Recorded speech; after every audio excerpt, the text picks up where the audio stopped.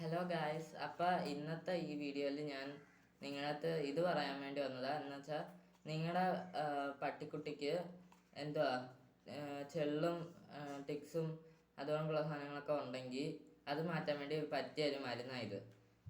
ഇതിൻ്റെ ഒരു wifi fort. ഇത് നിങ്ങൾക്ക് ആമസോണിൽ നിന്ന് വാങ്ങിക്കാം, അല്ലെങ്കിൽ പെറ്റ് ഷോപ്പിൽ നിന്നോ മെഡിക്കൽ സ്റ്റോറിൽ നിന്നോ വാങ്ങിക്കാൻ പറ്റുന്നതാണ്.